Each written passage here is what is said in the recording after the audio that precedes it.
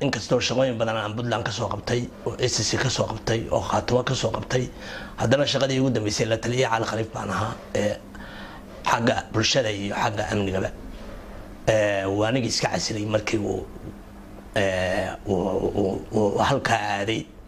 waan garanayay inuu dhex fadhiisanayo dad calamo yar yar oo cascas haysta Cali Khaliif ra'iisul wasaare ka gaaray Soomaaliya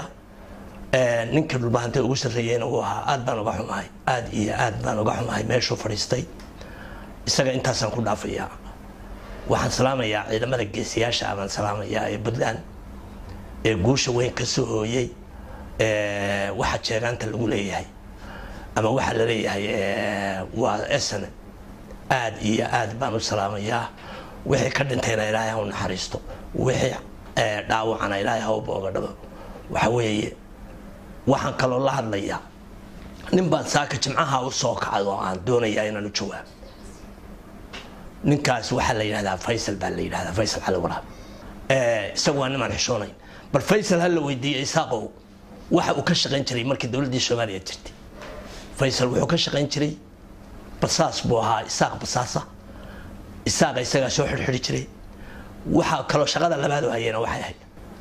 aad iyo aad baan ugu soo dhaweynaa Faysal shaqadii uu naahayn jiray ama uu dalka u hayay ama uu dadka u hayay aad baan ugu soo dhaweynaa ee ahayd tan la garanayo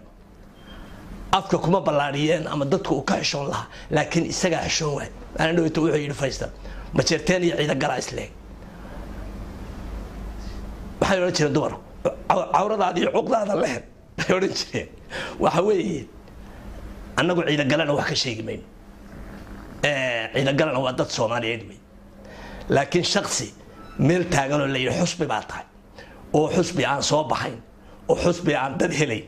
oo xusbi iska sataati Faransiisku wuxuu yiraahdaa qoriyaha taagan weeyaan laakiin waxa la leeyahay yaan xusbi kale meesha soo galin baa la leeyahay waxaan ka hadlayaa oo kale dagaalkii maalinta loo dhacay shalay dagaalkii dhacay dagaalkaas si fiican baa loogu guuleystay run baa sheegay aanu been ma sheegay waxa weeye haddana waxa uu hadhay hees yar sicid dheer wixii waa ku fooriyeenaa hadii aan leeyno fooriyar baa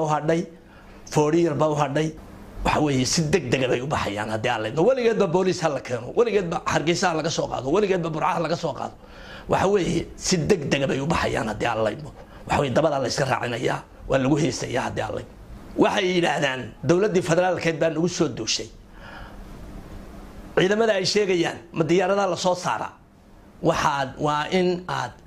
dib uga shalaysaan hadii Allahayno waxa idinku dhaca Puntland baa dagaalamaysa reer Puntland baa dagaalamaya daarood kale oo dagaalamayaan ma jiro waxa weeye waxa dagaalamaya xitaa reer Sool baa dagaalka ka maqan waxaan codsanayaa in reer Sool dagaalka soo galo waxa weeye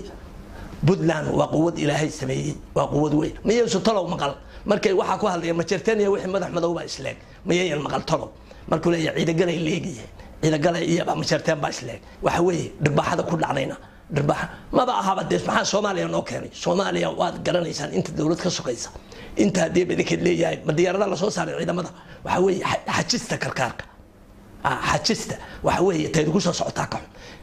ilaa aynaba waa leeyno wadaya hadii aan leeyno ilaa Burco reer Puntland rag iyo dumar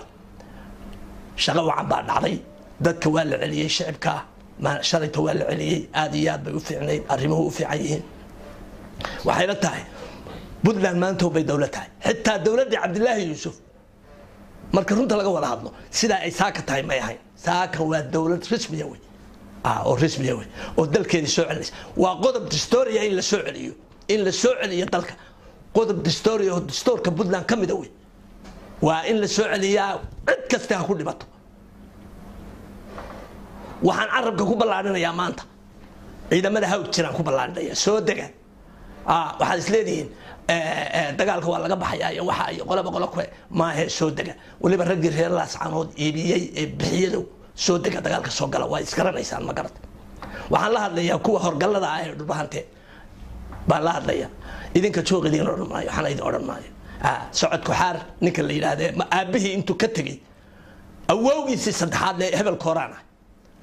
anigu la hadli maayo